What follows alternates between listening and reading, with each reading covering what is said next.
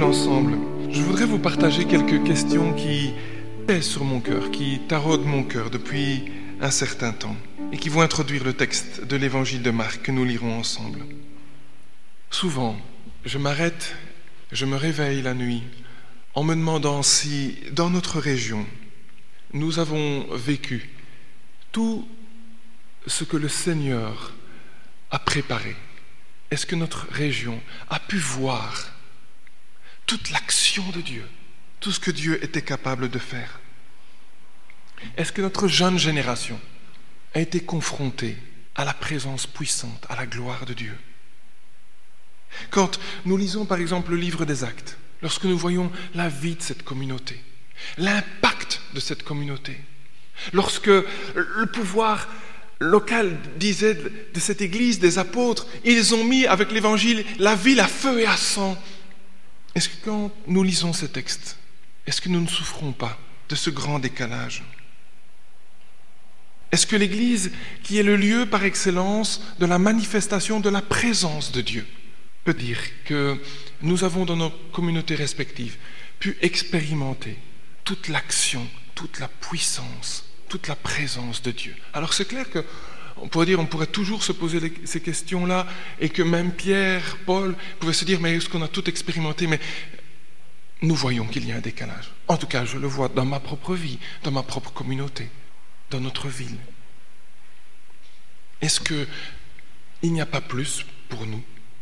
Je me pose d'abord la question pour moi, franchement, c'est vraiment ensemble que je veux qu'on se la pose, mais est-ce que Dieu n'a pas plus dans ma propre vie, dans votre propre vie? Est-ce que nous pouvons sortir du culte en se disant, eh bien, tout ce que Dieu veut faire en moi, tout ce que je peux expérimenter de la présence de Dieu, bien, c'est déjà acquis? En tout cas, le Seigneur met un profond désir, une profonde, oui, je dirais même détresse, mécontentement spirituel. Il y a plus pour nous. Je le crois. Je le crois. Quand nous circulons dans notre région, quand nous voyons quand même, je me dis pour moi, parfois le peu d'impact de l'Évangile, je me dis, il y a plus. Il y a plus. Philippe parlait de ces pays musulmans qui sont dans les ténèbres, c'est vrai. Mais tous ceux qui nous entourent, qui n'ont pas l'Évangile, c'est presque 400 000 dans le Grand Charleroi qui n'ont pas l'Évangile, partagent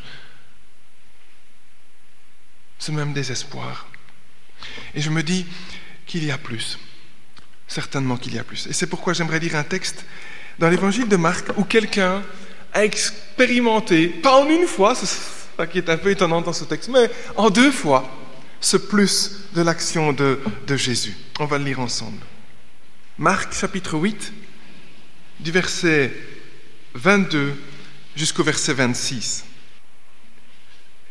Ils arrivèrent à Bethsaïda. On lui amène un aveugle et on le supplie de le toucher de la main. Il prit l'aveugle par la main et le conduisit hors du village. Puis, il lui cracha sur les yeux et lui imposa les mains, en lui demandant, « Vois-tu quelque chose ?» Il ouvrait les yeux et disait, « Je vois des gens et je les vois comme des arbres, mais ils marchent. » Il lui remit les mains sur les yeux. Quand l'aveugle rouvrit grand les yeux, il était rétabli et voyait tout distinctement.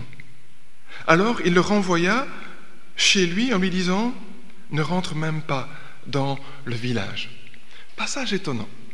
Passage étonnant. En 3 actes. Le premier, c'est la rencontre de cet aveugle avec Jésus. C'est l'apparition de cet homme complètement aveugle. On l'amène à Jésus. C'est même d'autres qui supplient Jésus d'intervenir dans sa santé. Ce sont ses amis qui l'amènent et qui demandent à Jésus, interviens pour lui. Cet homme est probablement depuis la naissance, en tout cas certainement depuis l'enfance, il vit dans l'obscurité la plus totale.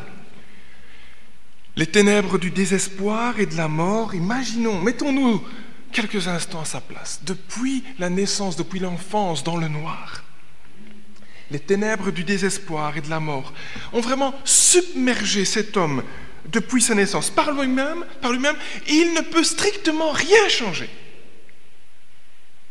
Par lui-même, il ne peut rien changer, ni améliorer, ni espérer. Cet homme est perdu. Il est dans le noir. Je me dis que sa condition physique, elle est tout à fait semblable à la condition spirituelle de l'homme sans Dieu. Ne perdons pas ça de vue. Sa condition physique, elle est semblable à la condition de l'homme sans Dieu. L'homme naturel, en différentes versions, il est dit l'homme animal, l'homme psychique, c'est l'homme psyché en grec. Ben, l'homme qui n'a qu'une âme, qui n'a pas encore reçu l'Esprit de Dieu, l'homme qui n'a pas encore été visité par Dieu, il est complètement incapable de comprendre les choses spirituelles. Il est aveugle, vraiment aveugle. Et là, en tout cas pour l'homme sans Dieu, on peut dire que le problème date de la naissance. Il ne peut rien voir, rien comprendre. Et ça n'a strictement rien à voir avec les capacités intellectuelles, ni le niveau de quotient intellectuel, ni le niveau d'études. L'homme qui n'a pas reçu l'Esprit de Dieu a un voile sur ses yeux, sur les yeux spirituels. Qu'il soit bardé de diplôme ou analphabète, son esprit est mort, aveugle, comme cet aveugle. Et ne nous y trompons pas, même si l'homme d'aujourd'hui parvient à essayer de cacher toutes ces choses, parce qu'il a toujours son avis sur tout, et surtout sur Dieu. Sachons que spirituellement, il ne sait rien, il ne connaît rien. Ne nous laissons donc pas tromper. Ce ne sont pas nos yeux, nos oreilles, nos sens, nos études, notre intelligence qui ont reçu les choses spirituelles. Mais c'est par l'action de l'Esprit du Christ en nous qu'aujourd'hui, nous savons, nous voyons, nous pouvons appréhender la personne même de Dieu. C'est l'Esprit qui nous l'a révélé. Paul dit, l'Esprit sonde les profondeurs de Dieu et il nous le révèle. Donc, nous pouvons nous identifier à cet aveugle. Nous sommes nés comme lui. Et peut-être que dans l'Église, certains sont encore comme lui. Ce n'est pas la participation à l'Église qui rend la vue. Ce n'est pas l'étude qui rend la vue. C'est la visite de l'Esprit du Christ en nous qui nous permet, à la conversion pour démarrer, puis par la suite, de rentrer en contact, en communion avec Dieu. Mais cet homme a été touché une première fois par la grâce. C'est le deuxième acte. Alors contrairement, vous connaissez ce passage de l'Évangile, contrairement à ce qui se passe habituellement, Jésus ne le guérit pas sur place. Non, il le prend et il va hors de la ville, à l'écart. Il lui impose les mains. Autre particularité de ce miracle, alors que habituellement la guérison venait d'une manière instantanée, parfois même à distance, vous connaissez le centurion? Eh bien, notre ami est bel et bien touché par la grâce de Dieu, la grâce restauratrice du Christ, mais il ne voit pas encore correctement. Je suis sûr que vous avez déjà réfléchi à ce texte. Il s'est dit, mais comment ça se fait? Est-ce que ce dimanche-là, Jésus était moins en forme, mais ça n'a pas marché? Alors en réfléchissant, je me suis dit, non, je crois que Jésus savait qu'aujourd'hui, on avait besoin de ce texte, donc il s'est dit, je vais le faire en 2 temps, pour qu'il comprenne qu'il y a des choses qui peuvent se faire en 2 fois ou en 3 fois dans notre vie. Bref, en tout cas, on est étonné, quand on lit ce texte pour la première fois, quand Jésus lui dit, est-ce que tu vois? On est un peu surpris de la réponse. Oui, oui, je vois, mais je vois les gens comme des arbres. Une forêt mobile. Le Seigneur des Anneaux avant l'heure. Alors, ne perdons pas de vue, et c'est important dans un pareil contexte, il y a quand même quelque chose qui s'est passé. Il ne proteste pas, il n'est pas fâché contre Jésus. Il y a quand même quelque chose d'extraordinaire qui vient de se passer pour lui. Il voit, pas encore super bien, pas encore très bien, mais il voit. Vous imaginez toutes ces années d'obscurité. Et maintenant, par l'imposition de Jésus, il voit les arbres, il voit que la pelouse était bien tondue, il entend, il voit les oiseaux. C'est extraordinaire quand même pour lui. Parfois, nous-mêmes, avec nos bons yeux, on ne les voit plus. Heureusement qu'il y a encore le jardin extraordinaire le dimanche soir pour qu'on fasse attention à la nature. Je vous rappelle que c'est ce soir. Hein? Mais je crois qu'il y a des parallèles qui peuvent être faits.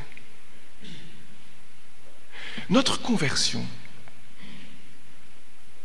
me fait vraiment penser à cette irruption de la grâce de Dieu dans notre vie. Lorsqu'on reçoit le Christ, ça y est, je vois. Vous avez peut-être lu la Bible auparavant, essayé de prier, être venu à l'église, c'était pesant, vous ne compreniez pas. Mais quand les yeux s'ouvrent, on comprend, on vit les choses de l'intérieur. La lumière est venue, l'Esprit de Dieu est venu éclairer notre intelligence, notre volonté, nos émotions. C'est frappant de voir d'ailleurs dans la Bible que tous les verbes qui parlent des sens, goûter, voir, sentir, sont utilisés pour parler de notre relation avec Dieu. À la conversion, Dieu donne à notre cœur cette capacité d'appréhender, d'être en communion avec Dieu, de sentir sa présence, de le voir, par la venue de l'Esprit de Dieu. Nous avons été mis en contact direct avec Dieu. Avec les nouveaux yeux de la foi qui nous ont été greffés, nous pouvons voir, ressentir, appréhender la personne de Dieu. Oui, le plus grand des miracles, aujourd'hui encore, c'est la conversion. La venue de Dieu en nous. C'est bien plus grand qu'un rétablissement physique. À la conversion, la plus extraordinaire des promesses faites dans la Bible, déjà annoncées par les prophètes, se réalise pour chaque enfant de Dieu. Nous devenons une habitation de Dieu. Qu'un enfant se convertisse, qu'un ado, qu'un vieillard, le plus grand des miracles s'accomplit. La personne même de Dieu vient habiter en nous. Pas plus certains que d'autres. Battons-nous pour cet héritage. Dans l'Église, il n'y a pas de chrétiens de première zone, de première classe et de deuxième classe. À la conversion, l'Esprit vient chez tous. L'honneur extrême de devenir le réceptacle de l'Esprit de Dieu a été accordé à tous ses enfants. Tel est notre héritage. C'est la formidable réalité qui reste actuelle de la Pentecôte. Toute la divinité se tient parmi nous et en nous. Le Saint-Esprit n'est pas seulement parmi nous ce matin. Il est venu vers nous pour se donner à chacun d'entre nous, pour que nous puissions le respirer profondément, comme on respire l'air ambiant. Il est venu pour que nous vivions de lui. Il est venu en nous comme le sceau de Dieu sur notre vie, comme un acompte, une garantie, afin que nous en soyons vraiment remplis. Et cette première grâce devrait faire toute la différence maintenant en nous. Cette première grâce devrait faire de l'Église un peuple différent, extraordinairement différent. C'est le mot-clé du Sermon sur la montagne. Extraordinaire. Cette grâce est suffisante pour que nous soyons des hommes et des femmes à une dimension de vie extraordinaire. Oui, il y a une question, une réponse aux questions que nous nous posions au début. La venue de l'Esprit rend l'Église capable d'être un peuple qui vit à une dimension tellement plus haute. Que d'honneur ne devrions-nous pas manifester au Saint-Esprit? Que d'honneur ne faudrait-il pas manifester au Saint-Esprit l'Esprit du Christ qui vient vivre en nous? Que de respect faudrait-il manifester?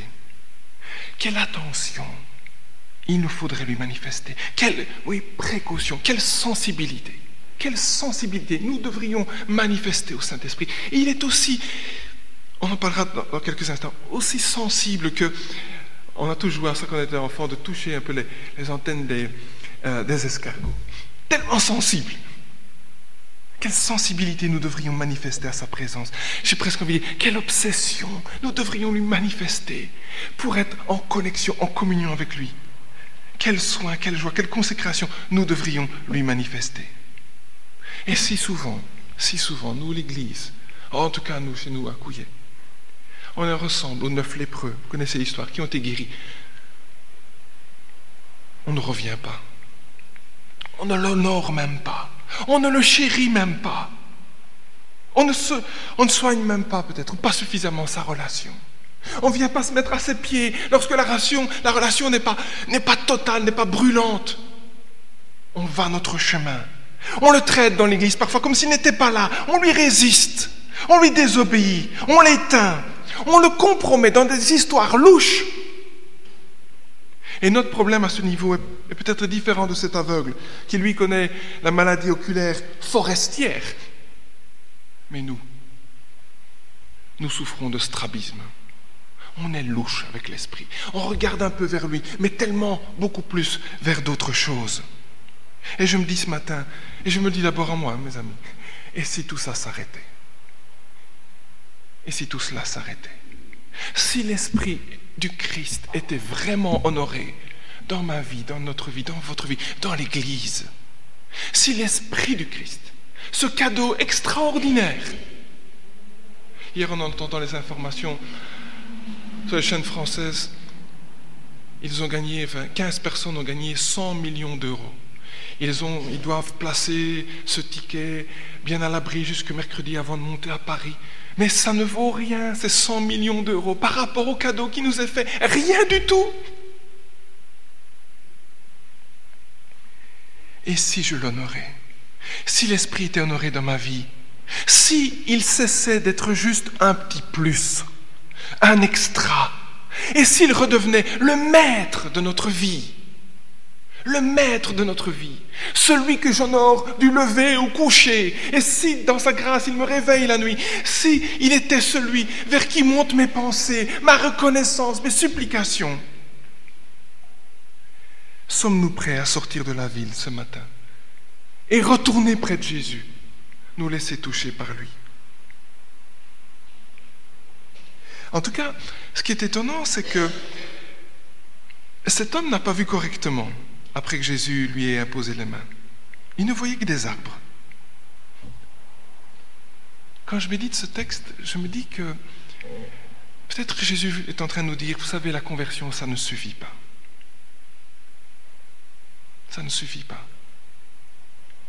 Nous n'avons pas tout reçu de manière complète et définitive, ou en tout cas, le potentiel est là, l'esprit est là, mais on ne sait pas tout, on n'a pas encore tout vécu, on n'est pas pleinement rempli. Il nous faut plus que la conversion. Nous ne savons pas tout concernant la vie avec Dieu. Comme des jeunes mariés, ils ne savent pas tout. Nous n'en avons pas terminé avec la connaissance de l'Esprit du Christ le jour de notre baptême spirituel. Nous sommes au début d'un long chemin d'intimité, de plénitude et de remplissage. Et comme cet homme, nous voyons si souvent les autres semblables à des choses, à des objets. Le manque de la vie du Saint-Esprit en nous nous empêche de les voir et de les considérer comme ceux qu'ils sont vraiment, des bien-aimés de Dieu. Des bien-aimés de Dieu.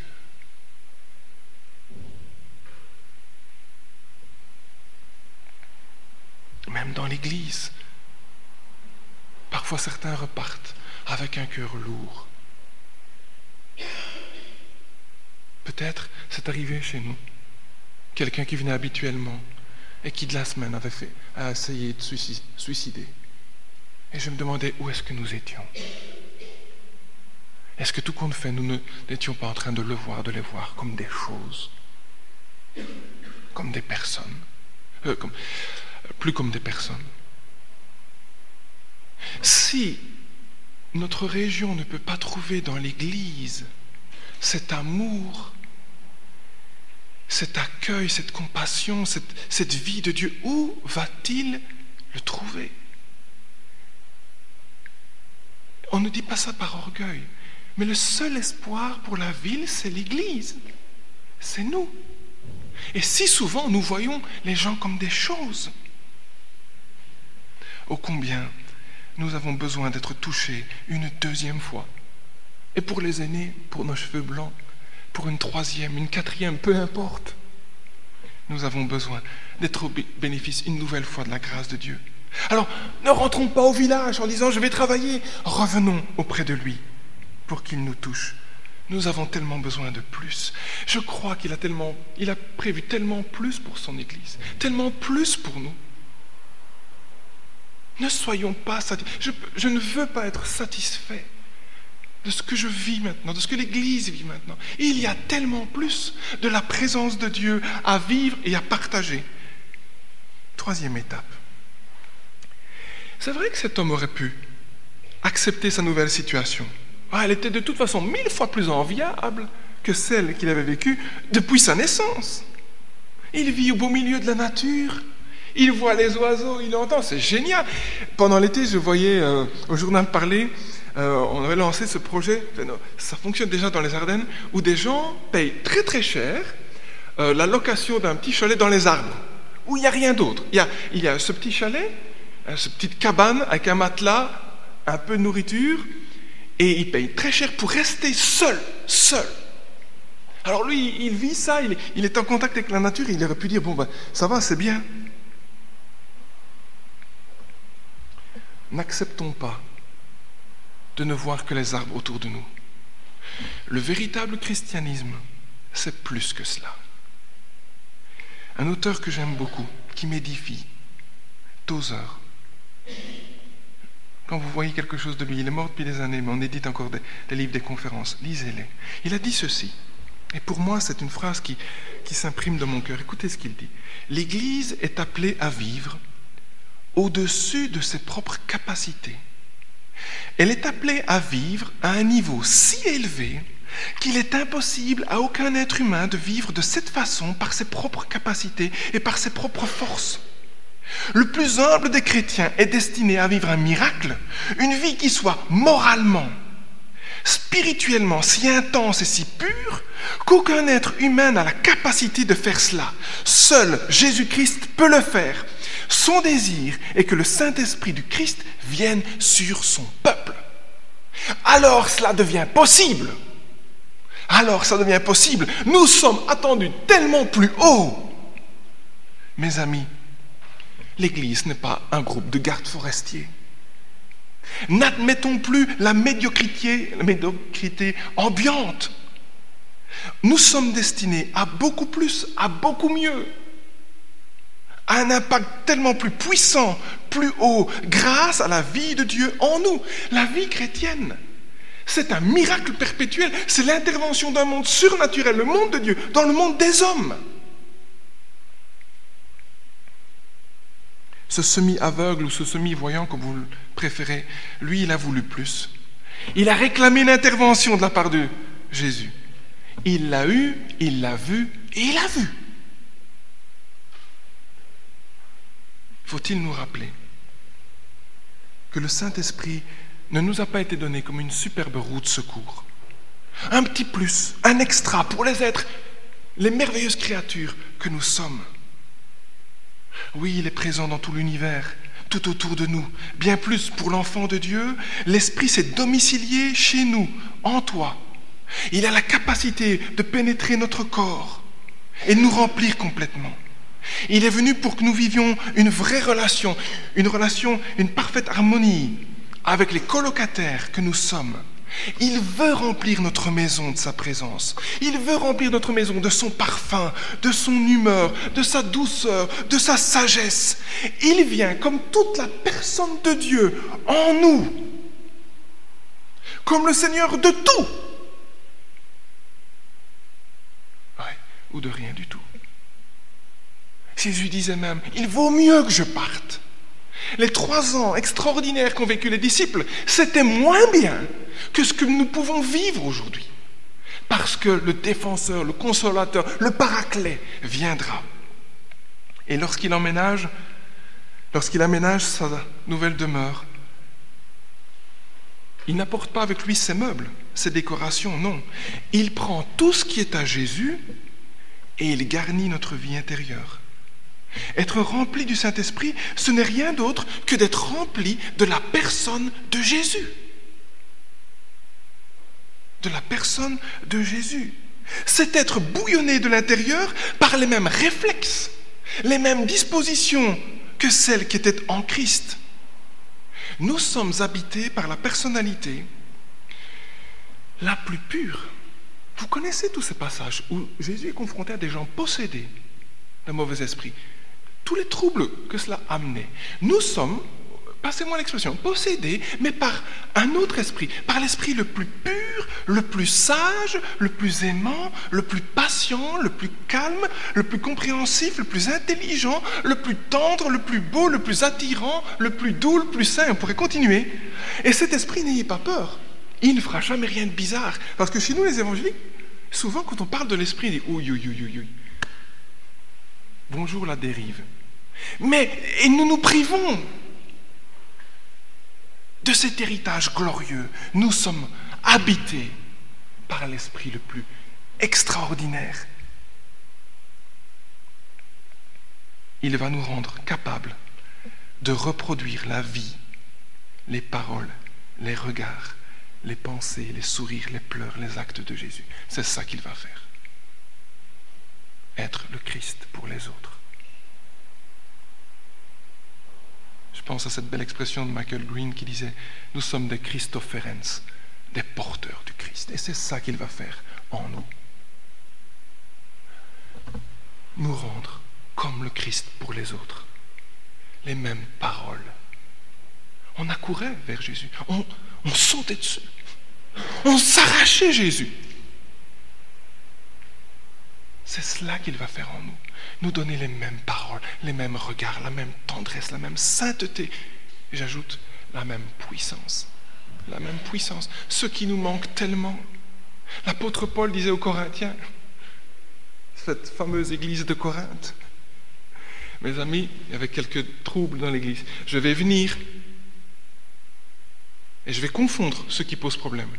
Et vous verrez si l'évangile, la puissance du Christ, c'est des paroles ou une démonstration de puissance.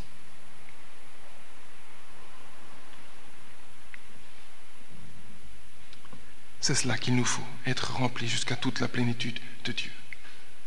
Et je me dis que la grande tragédie, et je choisis le mot volontairement, la tragédie aujourd'hui, c'est que nous négligeons l'être le plus important qui puisse se trouver parmi nous. Le Saint-Esprit de Dieu, l'Esprit de Christ en nous. On est content de voir des arbres. Et de toute façon, les autres ne donnent pas l'impression de voir plus. Et le Saint-Esprit attend maintenant notre bon vouloir. Il ne forcera la main de personne. Mais son désir est grand de nous honorer de sa présence, dès maintenant. Alors ce matin, je voudrais premièrement que tu crois que c'est possible pour toi. Que je crois que c'est possible de sortir de nos ornières, peut-être de toutes nos lassitudes. Que c'est possible pour nous et qu'on en a vraiment besoin, quel que soit notre âge. J'ai besoin de plus. Oh, que j'aime cette prière de Jacob qui dit « Je ne te laisserai pas partir, que tu m'aies béni. » Ou Élisée qui dit à son maître Élie « Donne-moi une double part de ton esprit. » Et Élie dit « Waouh, ce que tu demandes là, c'est beaucoup, hein ?» Mais Dieu l'a fait. Dieu aime que son Église soit gourmande. Ce balcon doit être pour nous, ce balcon vide doit être pour nous insupportable. Parce qu'il y a des perdus qui doivent venir. Et prions Dieu qu'il vous oblige à monter encore d'un étage. Soyons gourmands pour la vie de Dieu en nous et autour de nous. Le Seigneur ne désire ne donner que des bonnes choses à ses enfants. C'est donc possible aussi pour toi et pour moi, cette plénitude. Ne nous laissons pas piéger. On ne doit pas ressembler à un tel ou un tel. Nous avons besoin, d'une manière prioritaire, de son abondance de vie en nous. L'aveugle, partiellement guéri, a dû se replacer une nouvelle fois devant Jésus. Il a dû accepter cette nouvelle étape de remplissage. Et c'est souvent ça qui pose problème avec nous. Oui, on veut bien la plénitude. Peut-être vous sortir en disant, c'était sympa ce qu'il a partagé. Si ça m'arrive, c'est bien. Mais on n'accepte peut-être pas l'étape du remplissage. Oh, ça ne me dérange pas de passer avec ma camionnette, faire le plein. Ce qui m'ennuie, c'est de passer à la caisse. De payer le prix. Moody avait l'habitude, quand il expliquait cela, de mettre un verre d'eau sur la chair et il dit « J'aimerais prendre un verre de lait ». Mais tant que le verre est comme ça, c'est impossible. Il vidait l'eau près des plantes et il prenait la bouteille de lait, il pouvait verser. Parce qu'il fallait d'abord vider l'eau. Mes amis, il n'y aura jamais de plénitude due au hasard. Ça ne va pas nous tomber dessus comme une mauvaise grippe. Ceux qui connaissent la plénitude de l'Esprit du Christ, ce sont ceux qui, et passez-moi l'expression, ont payé le prix. J'explique cette expression un peu choquante. Bien sûr que tout est grâce, bien sûr qu'il habite en chacun d'entre nous, mais l'intimité, ça se recherche, ça se travaille. Quelque part, j'ai envie de dire, ça se paye. Comme dans un mariage. Un bon mariage, ça, c'est parce qu'on y a travaillé, parce que, et c'est agréable, on a payé le prix, on a voulu. L'autre a été sa priorité. Je n'aurai jamais cette vie en abondance si je ne fais pas de l'Esprit du Christ ma priorité. Si je ne suis pas prêt à lui consacrer des heures dans sa présence. Si sa parole ne devient pas un trésor. Je ne veux pas du remplissage, bien souvent.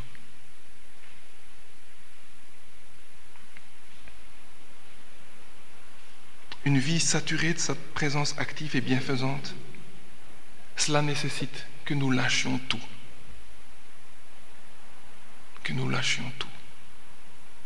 Vous savez, si votre cardiologue, en regardant votre bilan de santé, vous disait si vous continuez à vivre comme vous le vivez, il vous reste un trimestre. Il vous faut maintenant 2 heures par jour être sur votre vélo. À mon avis, on va trouver les 2 heures. Et peut-être même 2,5.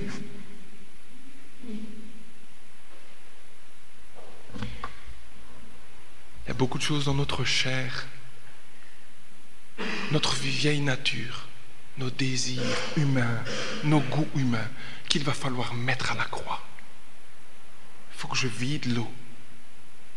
Il faut que j'arrête de vivre pour moi. Que je renonce à moi-même, disait Jésus. Que je fasse de lui ma priorité. Cet homme est retourné au village, bénéficiant de son plein potentiel, la vue retrouvée et la vie restaurée. Comment ce matin pouvons-nous retourner pareillement transformés? Je voudrais terminer avec cela.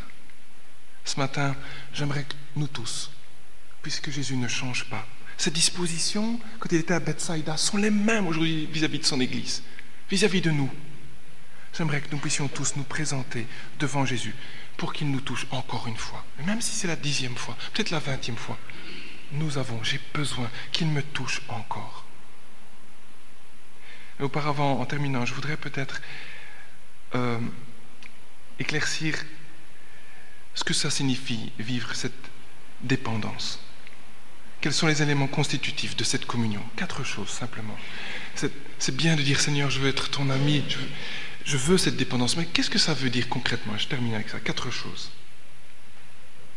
Nous voulons laisser à l'Esprit sa place. Nous voulons qu'il soit vraiment honoré dans nos vies. Première chose, il faut que je le fréquente. Et les anciens parmi nous savent ce que ça veut dire. Je fréquente. Que je fréquente, et encore. Il faut que je le fréquente. Trop souvent, il reste le grand oublié des chrétiens. Le grand oublié des chrétiens. Pourtant, 1000 ans de recherche minutieuse et de communion intime avec lui ne nous permettront de connaître simplement que sa gloire extérieure. 1000 ans de communion et on saura encore si peu sur lui. Tu peux parler avec lui. Il peut te parler avec sa douce voix. Et même si tu n'es pas habitué, continue. De plus en plus, tu vas entendre la voix de Dieu. Cela doit devenir une habitude, une sainte connivence, toujours plus intense. Passer du temps avec lui. Je pense que si souvent c'est là notre problème majeur. Nous ne prenons pas le temps. Il y a toujours trop de bruit. Si vous avez des ados chez vous, ils veulent mettre de la musique du lever au coucher. Plus je vais chez les uns et les autres, je vois que la télévision envahit toutes les pièces. Déjà que 90% du programme est à rejeter parce que ce n'est pas notre monde, ce n'est pas nos valeurs, ce n'est pas lui qu'on honore, et nous on le met partout. On la met partout. Comment puis-je entendre sa voix? s'il y a tout le temps du bruit? Fréquente-le. Fréquente-le. Deuxièmement, il faut honorer Jésus-Christ. Tu veux que l'Esprit ait champ libre dans ta vie? Eh bien, quand Jésus-Christ est aimé, quand Jésus-Christ est servi, il est glorifié, il est élevé, sublimé dans les cœurs, alors tu peux t'attendre à ce que le Saint-Esprit soit à l'aise dans ta vie.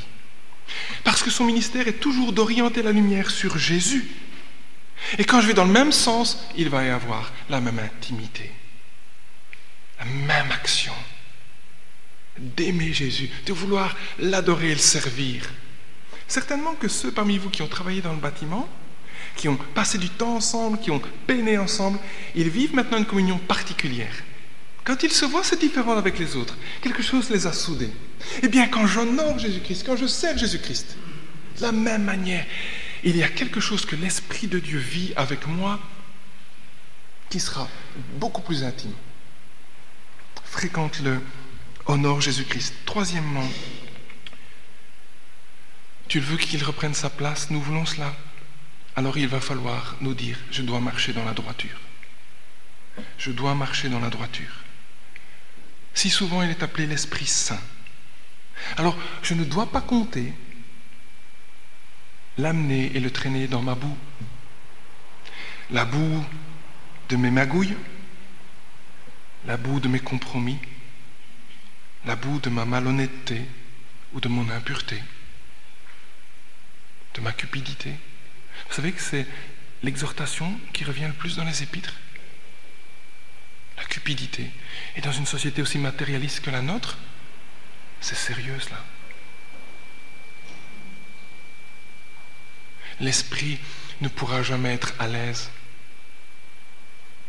si je ne suis pas quelqu'un de sobre. Et c'est si souvent un des gros problèmes de l'Église. Il n'y a pas une alimentation chrétienne. Il y a une manière de manger chrétienne. Nous voulons qu'il règne. Il nous va falloir marcher dans la droiture, dans la sainteté. Et puis enfin, je termine. Nous voulons qu'il règne. Eh bien, nous devrons apporter une grande vigilance à tout ce qui concerne notre vie intérieure. Le sanctuaire de nos pensées.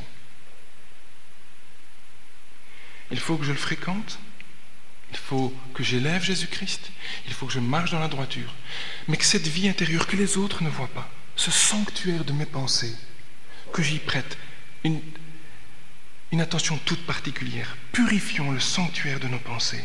Moi, j'aime à penser que nos pensées, ce sont des choses. Pour l'esprit qui est en nous, ce sont des choses, comme toutes les décorations que nous mettons chez nous, nos pensées, ce sont les décorations que nous plaçons en nous.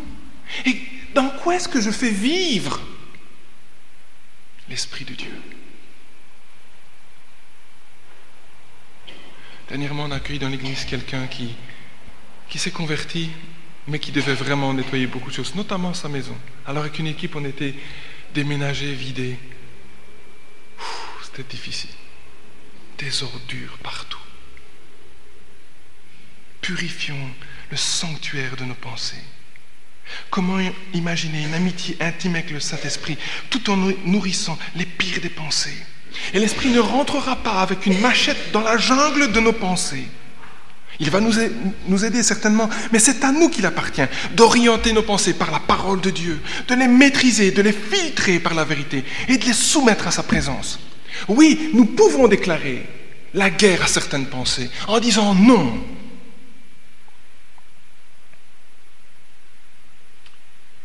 Conclusion.